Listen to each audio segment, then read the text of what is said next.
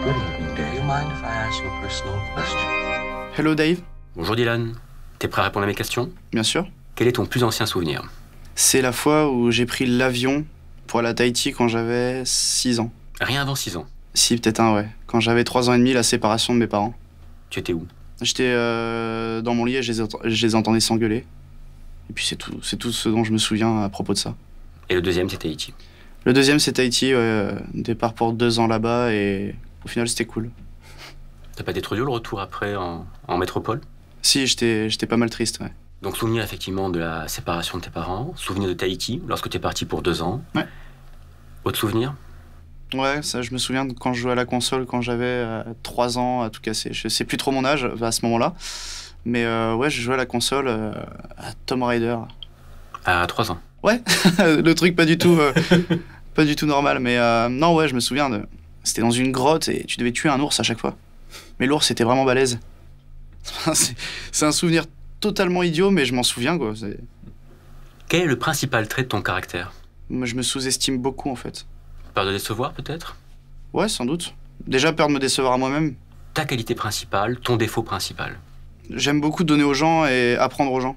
Des gens qui ont un problème ou qui ne vont pas bien. Je ressens le besoin de faire sourire la personne, même si je la connais pas forcément, en fait. Ça, c'est sans doute la qualité que je vois le plus. T'as des frères et sœurs? Je viens d'avoir un petit frère, oui, il y a 1 mois et demi. D'accord. Mais t'étais enfant unique en fait avant. Voilà. Jusqu'à oui. Donc t'as été élevé quand même comme enfant unique. Mm. Ton défaut principal? Quand je m'énerve, je vais peut-être un peu trop loin dans les paroles. Ça peut blesser. Ouais, voilà. Et j'aime pas blesser les gens, donc forcément, c'est un défaut pour moi. Je vais être très calme, je vais être beaucoup dans la solution, résoudre les choses. Mais quand la chose va vraiment m'énerver, je vais dire des choses que je pense pas forcément. D'accord. T'encaisses, et au moment où ça craque, en fait... Peut-être que le défaut, c'est que je parle avant je parle avant de réfléchir. Depuis quelques mois, j'ai appris à ne plus pardonner vraiment, mais vraiment. C'est-à-dire, quitte à ce que ce soit un de mes meilleurs potes ou autre, s'il y a quelque chose qui m'a vraiment pas plu et que la personne a dépassé les limites, c'est terminé. Et qu'est-ce qui peut faire justement, quel serait le défaut d'un de tes amis qui fait que c'est rédhibitoire, tu ne peux plus lui parler, tu ne peux plus l'excuser? L'immaturité. Tout ce que je viens de te raconter, c'est quelque chose qui s'est passé il y a 1 mois avec un de mes meilleurs amis, en fait. Et c'est quoi comme immaturité, comme type d'immaturité? Des gestes, des paroles que j'ai pas appréciées du tout et que c'était pas la première fois. Du coup, il y a un moment, ça a dépassé les bornes. Et je voulais pas que mon défaut de dire des choses blessantes refasse surface, du coup j'ai préféré tout stopper. Il l'a compris ou... Il revient à la charge, en fait. Et au bout d'un moment, faut avancer avec les bonnes personnes et arrêter de se faire entraîner dans la chute. C'est peut-être un peu violent ce que je dis, mais c'est ce que je pense. C'est ce qui m'a fait réaliser qu'au bout d'un moment, il fallait que je me concentre sur moi-même et que j'arrête de m'arrêter à des gens qui peut-être ne m'aideront pas à avancer dans la vie. Tu penses qu'il y avait de la jalousie ou... Ouais. T'as été confronté déjà à la jalousie? À part peut-être cette fois-ci? Sans doute, mais je le vois pas. C'est quelque chose. J'ai l'impression que c'est quelque chose qui se voit pas forcément. On sait pas si la personne est jalouse ou si elle a vraiment quelque chose contre toi par rapport à ce que t'as, par rapport à ce que tu fais. Je sais pas. Mais la jalousie, en plus, c'est souvent lié à l'amour ou à l'amitié. Ah, là, dans l'amour, ouais, bien sûr. J'ai déjà été confronté à ça, mais c'était il y a très longtemps. Donc ça va. Moi, je suis un peu jaloux aussi, des fois. Il y a quelques années de ça, j'étais vraiment jaloux maladif, c'est-à-dire que... Possessif. Ah ouais, non, mais vraiment, hein. C'était... je pense que c'était invivable. Et quand on l'est avec moi maintenant, je me rends compte que, ouais, j'étais vraiment une merde. C'était horrible. La jalousie se traduit par un manque de confiance. Manque de confiance en l'autre, et même en soi aussi, je pense aussi, un petit peu. Et peut-être qu'au fond, la jalousie, c'est l'immaturité aussi. Ouais, c'est possible. Et y aurait-il, au contraire, une qualité que tu apprécies particulièrement chez tes amis ou chez les gens avec lesquels tu travailles? L'honnêteté et la force. La force qui te permet d'aller plus loin, de te motiver. Parce que comme je t'ai dit, j'ai tendance à vachement me dévaloriser. Et ces gens-là, les gens de mon entourage, justement, permettent de lever la tête. Par des mots, par des gestes, même des fois par un regard. Hein. En fait, ils font sourire, c'est tout. C'est une qualité de malade, mais j'en ai beaucoup des potes qui y parviennent, en fait. Qui te poussent vers le haut, qui te poussent à développer le meilleur de toi. Voilà, ouais. Qu'est-ce que tu voudrais être? Un fils vraiment parfait pour ma mère. Qu'elle soit fière de moi, je sais pas. Elle est pas fière de toi actuellement? Si, bien sûr, mais j'ai envie que ce soit au summum de la fierté. Donc ne jamais la décevoir. Voilà, ouais. Parce qu'elle m'a élevé toute seule, en fait, et j'ai envie de lui montrer que ce qu'elle a fait, c'est un travail de malade. Parce qu'élever un enfant, j'ai envie de dire seul face au monde, parce que fallait trouver un travail à côté, fallait s'occuper de mettre à manger dans l'assiette, fallait éduquer, il fallait tout ça dans un univers où c'était pas forcément facile. Et bah, j'ai envie de lui montrer que ce qu'elle a fait, c'est incroyable. Est-ce que tu penses qu'il y a un moment c'est acquis ou c'est jamais acquis? Je le saurai quand je serai parent, si je le suis. J'espère l'être quand même. Mais je le saurai quand je serai parent et que je verrai mon enfant grandir. S'il a des choses, s'il me prouve des choses, mec, je sais pas comment l'exprimer. Je pense qu'il faut être parent pour savoir ça. C'est la différence entre la théorie et la pratique. Ouais, voilà. On peut le comprendre, mais tant qu'on l'a pas vécu dans sa chair, on l'a pas vécu. Je pense que c'est ça. Ouais. Le bonheur, c'est quoi pour toi? Le bonheur, c'est de se contenter de ce qu'on a et sourire tous les jours et vivre dans un monde meilleur. Et je parle dans son esprit. Se lamenter sur tout ce qui se passe de négatif dans le monde, c'est se freiner. Il faut se réveiller avec le smile et faut... Le smile, putain, genre, je parle anglais. Non, il faut se réveiller avec le sourire et il faut... Putain, faut se dire que la vie est belle et que ce qu'on a, c'est ouf. Ça rejoint ce que tu avais dit au début, sur les gens positifs qui te poussent à aller de l'avant. Et te concentrer sur ces gens positifs. Ouais, voilà. Tu penses à une situation où tu as été dans un vrai bonheur, une plénitude, déjà? Là, je le suis, en fait, en ce moment. En ce moment, avec YouTube, je m'éclate. Avec mes amis, je m'éclate aussi. Avec ma copine, tout ça, enfin, tout va bien pour l'instant. Donc, pour l'instant, je nage en plein bonheur. Enfin, il y a toujours mieux, mais il y a toujours moins bien. Et là, je pense que je suis dans une phase où, pour moi, c'est l'une des plus belles de ma vie, en fait. Je viens d'avoir un petit frère, chose que j'ai jamais pu connaître, être grand frère. Ça te fait quoi, ça? Qu'est-ce que tu ressens? Ne plus être l'enfant unique? Je sais pas, j'ai l'impression que c'est mon gosse. Quand je le vois, je le... pourrais. Ouais. Quand je le vois, je le porte, c'est à moi. Il y a tout ça qui font que t'es heureux, en fait. C'est pour ça que là, en ce moment, je suis dans une période de bonheur. J'ai tout pour moi. Qu'est-ce qui pourrait couper ce bonheur? Qu'est-ce qui pourrait être pour toi même ton pire malheur? Que YouTube ferme ses portes demain. Il y aura d'autres plateformes, c'est sûr. Non, je dis ça pour plaisanter. Oui, je sais pas la pire des choses qui soit, perdre ses parents ou quelque chose comme ça. Mais pourtant, on y est confronté au bout d'un moment. Bien sûr. Dans la logique des choses. Bien sûr, mais le moment nos parents meurent avant nous. Ouais, mais le moment n'est pas venu. Le moment n'est pas venu. Qu'est-ce qui te fera accepter la mort de proches, notamment la mort de proches plus âgés que toi, comme tes parents? Je l'accepterai jamais. Je ferai mon deuil, sans doute avec difficulté, mais il y aura toujours une part au fond de moi qui me dira non, c'est pas possible. C'est pas possible. Non. Elle est toujours là, en fait. Elle serait toujours ancrée dans ma tête. Je parle de ma mère, en l'occurrence, mais je peux parler de ma tante ou d'autres personnes. Elles seront toujours ancrées dans ma tête. Et il y a un proverbe qui dit « Un seul être vous manque et tout est dépeuplé ». Pour moi, la famille, c'est cher. C'est plus cher... Je parle en termes d'argent, c'est plus cher que tout ce que tu peux posséder dans le monde, en fait. Je peux être multimillionnaire, je peux être l'homme le plus connu du monde, je peux être l'homme qui a un prix Nobel, ce que tu veux. Ça fera toujours mal, en fait. Ça fera toujours autant mal. Et c'est pareil pour tout le monde, je pense. Tu vivras ça comme une injustice? Non, parce que tout le monde meurt un jour. Et la maladie fait aussi partie de la vie, alors?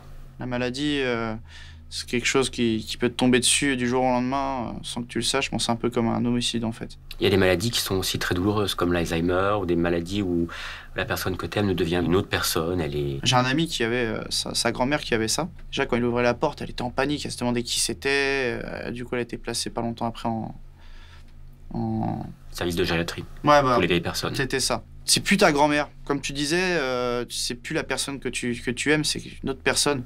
C'est quelqu'un d'autre dans le corps de ta grand-mère, dans le corps de la personne que tu as aimée. C'est assez déprimant. Enfin, c'est horrible. Mais il faut se préparer aussi à accepter ça. Ouais, bien sûr. Accepter que la relation est terminée, sans salir ce qu'on a vécu aussi avant. Garder que des bons souvenirs, c'est comme une séparation. Il faut garder un maximum de bons souvenirs pour positiver. Par exemple, t'en as beaucoup qui partent en dépression après une rupture, après la perte d'un proche et tout. Faut penser qu'aux bons souvenirs. Moi, j'ai eu, il y a 1 an, le décès de mon arrière-grand-mère. Personne n'a pleuré à l'enterrement, on était, je pense, 150. Et il y a que moi qui ai pleuré au moment où il descendait le cercueil, si tu veux. J'ai pleuré et j'ai souri en même temps, parce que je me suis toujours souvenu de tout ce qui s'est passé qui m'a fait rire, en fait. Un jour, parce qu'elle était âgée, elle avait 84 ans, 83 ou 84. Et un jour, elle a pris une tasse dans un meuble, et elle a pivoté pour se retourner, sauf qu'elle marche normalement avec un déambulateur. Donc du coup, elle a pivoté, elle est tombée. Je me suis levé en panique. La première chose qu'elle a fait, c'est elle a levé la tête, elle a fait « Merde, j'ai pété ma tasse, quoi ». Tu vois, elle était toujours dans la dans la positivité et dans le délire. Être toujours en train de raconter des bêtises. Et du coup, j'ai repensé à ça. Et depuis, j'ai fait le deuil en une journée. Parce que je me suis dit, je sais que le jour où elle part, elle voudra que je rigole des conneries que j'ai vues avec elle ou de tout ça. Je sais qu'elle voudrait pas qu'on pleure, ça la ferait chier. As-tu des rituels? Je dors jamais habillé. Enfin, je dors pas à poil non plus, hein. Ouais. Mais je veux dire, j'ai au moins un caleçon, un t-shirt. Mais jamais en mode habillé. Mais je sais pas si tu peux considérer ça comme un rituel. Ah, ça peut. Quand tu te mets au lit, justement, tu te mets au lit de façon identique. Ouais, à chaque fois, ouais. C'est un rituel. Bon, bah. La manière de finir sa journée, c'est pas mal, c'est important. Donc tes bah. caleçons t-shirt. Voilà, ouais. Ou caleçon tout court quand il fait chaud. Ce que tu aimes le plus faire? Parler. J'ai une très grande gueule. Je fais que de parler. Vraiment. J'adore raconter n'importe quoi. Sortir des blagues pourries. Je suis le lourd. Et je le revendique et j'aime ça. Faut toujours apporter quelque chose. Faut toujours parler. Tu n'avais pas de frères et sœurs, donc tu étais enfant seul chez toi. Mais est-ce que tu vivais seul avec ta mère ou alors tu as des amis venir régulièrement, des cousins? Ouais, je sortais souvent surtout. Je sortais beaucoup. À partir de mes 12-13 ans, j'allais beaucoup jouer au foot, tout ça. J'étais jamais tout seul. Je supporte pas la solitude. Mais avant, justement à 4, 5, 6, 7, 8 ans? Non, Tahiti c'est pareil, tu passais tes journées dehors. Et avant, j'ai du mal à me souvenir entre la période que je t'ai racontée au tout début jusqu'à Tahiti. Si j'avais une amoureuse au CP. Elle s'appelait comment? Il y en avait deux, il y avait Morgane et Julie. Si Julie, c'est sûr, ça a duré genre 5 ans, 6 ans, j'en sais rien. Mais... C'est important. Ouais, mais c'était c'était drôle, c'était pas... Par intermittence. Ouais, voilà, c'était par intermittence. Qu'est-ce que tu détestes faire par-dessus tout? Faire du mal aux gens. J'en reviens à ce que je t'ai dit au début. J'aime pas faire du mal aux gens. C'est amusant parce que j'avais plus dans la tête l'idée de plus une action, quelque chose que tu n'aimes pas faire, mais pas sur des gens, toi, tu vois. Mais c'est intéressant. Me forcer à travailler aussi. Je déteste les rythmes avec une hiérarchie, un rythme imposé. J'ai envie de me gérer. Et je déteste qu'on me force à faire des choses, en fait. Mais t'es quand même obligé de te gérer dans une société. Bien sûr. C'est-à-dire qu'on a quand même des... On a des obligations. Des obligations. Ouais, certes. Et quand tu seras père, tu auras aussi des obligations. Moi, je te parle plus sur le travail. D'accord. En ce qui concerne les obligations de vie, ça, par contre, c'est différent pour moi.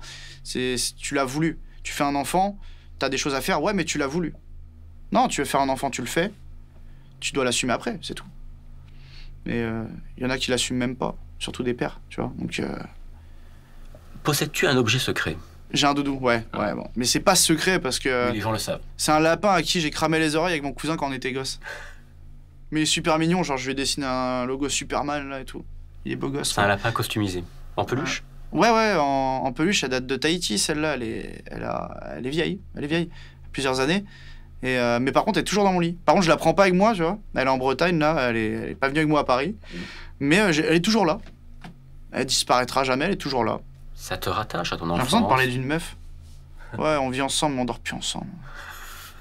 Un vieux couple avec ton doudou. Ouais, un vieux couple avec chambre séparée, je trouve ça immonde d'ailleurs. Mais ouais, non. Mais même une ville séparée là. Même une ville séparée là. Dans quel pays aimerais-tu vivre? Est-ce qu'il y a un pays qui te plairait particulièrement? Ah, où j'aimerais mourir plutôt. Parce que en fait, je veux pas vivre tout de suite dans ce pays. Je voudrais vivre pour la retraite et terminer mes jours là-bas, tu vois. C'est lequel? Ce serait l'Espagne ou l'Argentine. Qu'est-ce qui te plaît? Qu'est-ce qui t'a fasciné? Je suis d'origine espagnole et j'ai été une seule fois en Espagne dans ma vie. Et du coup, j'aimerais bien vivre là-bas pour... 20 ans. Pendant 20 ans, j'aimerais bien vivre là-bas, par exemple. Et quelle image as-tu de l'Espagne? Chaleur, sociabilité. Parce que contrairement à la France, j'ai l'impression que c'est beaucoup plus calme, beaucoup plus apaisant, beaucoup plus joli à regarder. Paris, c'est beau pourtant, hein. Mais l'Espagne, c'est tellement... Il y a une chaleur là-bas, il y a une atmosphère que tu ressens pas ici. Les gens sont chaleureux, tout le monde s'aime. C'est une façon de parler, bien sûr, c'est une idée générale du truc, hein, mais j'ai l'impression que tout le monde s'aime, tout le monde est... Tu vas dire bonjour aux gens que tu croises dans la rue, chose que tu fais pas forcément à Paris. C'est le pays méditerranéen. Voilà, c'est ça. C'est l'effet bassin méditerranéen. Voilà, c'est ça, ouais. Et l'Argentine, pour le délire. L'Argentine, c'est un beau pays. J'aimerais bien le voir, ouais. Au moins le voir. Peut-être pas y vivre, mais au moins y aller. L'époque à laquelle tu aurais aimé vivre? Les années 20-30. Quelles images te viennent quand on te dit années 20, années 30? Je sais pas, je pense à Charlie Chaplin en noir et blanc, tu sais. Mais je sais pas si c'est ces dates-là, donc j'ai peut-être l'air d'un con. Non, Chaplin, c'est le muet, donc c'est années 10, 20, et puis après, c'est le Ouais, parlant, bah, 30, c'est 40, vers là. 50. C'est vers là, ouais. Ce genre de truc, putain, ça devait être génial. C'est ça. C'était un âge où beaucoup de choses se développaient. En même temps, c'était Ouais. aussi entre deux guerres. J'aurais voulu vivre dans ces époques-là, mais aux États-Unis. Un monde qui se construit, Voilà. un monde en construction. Ouais, pourquoi pas apporter sa pierre à l'édifice. Tu sens que l'Europe ne se construit plus? En ce moment, l'Europe, c'est moche. On a eu les 20 piteuses, après les 30 glorieuses. Peut-être qu'on passera par 20 ans de galère là, et puis qu'après ça va remonter, on sait pas. De quoi l'avenir est fait, donc on verra.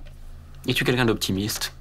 Des fois, je vais être négatif au plus haut point, et puis des fois, je vais être vachement optimiste. Notamment avec ma copine, vu qu'on est loin. J'essaie toujours de relativiser et de lui dire t'inquiète, on se voit dans 5 jours. Pour le reste, je sais pas, ça dépend de mon opinion sur la chose. Par exemple, Parce que l'Europe. ça te concerne, tu peux le maîtriser. Ouais. Y a-t-il un personnage de fiction que tu affectionnes particulièrement? Je vais peut-être pas prendre ça au sérieux, mais je dirais Homer Simpson. J'aime les niais, c'est drôle les niais. C'est un personnage qui a beaucoup plu. Parce que tu sais qu'à la base, les Simpsons, le personnage principal, c'était Bart. Et très vite, Homer, le personnage d'Homer, a mangé la vedette.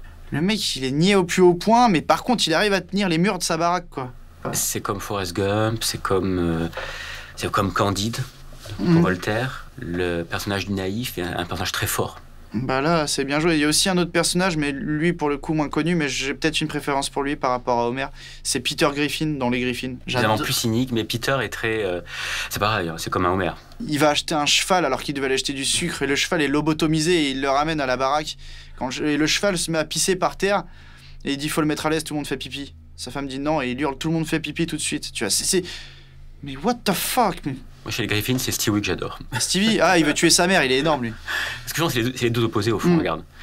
Et c'est les deux héros, pratiquement. C'est vrai que Stevie, j'y pensais pas, mais il est fabuleux, ce gamin. Et regarde, il est brillant, il est intelligent et tout ce que tu veux, mais en même temps... Il crée des machines à remonter le temps à 1 an et demi. Quoi. Il n'est que dans la manipulation, et au fond, il est que dans la souffrance. Et à la fin du bébé qui ne maîtrise rien, qui a rien. Alors que il Peter... pleure quand il a pas sa mère, au final. Et voilà. Et Peter, qui est débile, qui est idiot, qui est... Ce côté hermétique au monde, au fond, lui permet de passer toutes les épreuves. Ouais. C'est vrai. Bon, peut-être qu'il faut une certaine naïveté pour être heureux dans la vie. Ouais. Dans le monde réel, as-tu un personnage, quelqu'un que tu affectionnes particulièrement? Jim Carrey, Rowan Atkinson. Alors là, tu vas peut-être te foutre de ma gueule, mais Franck Dubosc et Jean-Yves Lafesse. Non, pas du tout. Ces 4 personnages, ils sont pas pareils en fait. Non, ils sont les différents. 4 ont chacun leur personnalité, mais c'est les 4 que j'affectionne le plus. Comment tu les définirais en une phrase ou en un mot chacun? Jim Carrey, déjanté. Rowan Atkinson, débile. Franck Dubosc, osé. Et Jean-Yves Lafesse, un amour. Ouais, Sur Dubosc, je rajouterais sensible aussi. Et sur Jim Carrey, je rajouterais un peu de mélancolie. Beaucoup de ces personnages sont mélancoliques. C'est vrai que quand je pense à Jim Carrey, je pense tout de suite à ses côtés un peu complètement fou là. Ouais, mais cette folie, elle vient justement peut-être aussi d'un désespoir ou de la perte de quelque chose. De lui-même. Tous les grands clowns. De lui, en gros. Lui qui a perdu quelque chose, ou lui qui n'est pas adapté au monde, ou Je sais pas, peut-être. Hein. le clown grimace face à un monde qui n'est pas accordé à ses désirs. Comment t'es venu à faire tes vidéos, à les poster? Depuis tout petit, ma mère et mon entourage me disent mais toi tu vas faire des sketchs, toi tu vas... Parce que je fais tout le temps des conneries, des trucs qui font marrer les gens. Et je suis encore sur la retenue sur YouTube malheureusement. Je fais pas encore ce que j'aimerais faire et ce que je fais en vrai. Tu te censures? Tu te censures un peu de temps en temps? Je m'auto-censure et je fais beaucoup ce que les gens ont envie de voir avant de faire ce que moi je veux faire. Pourtant c'est libre. Mais ouais, mais je donne beaucoup de ma personne aux gens. Et à partir du moment où je me suis fait une communauté assez jeune, je me suis dit je vais me limiter pour l'instant à cette jeunesse.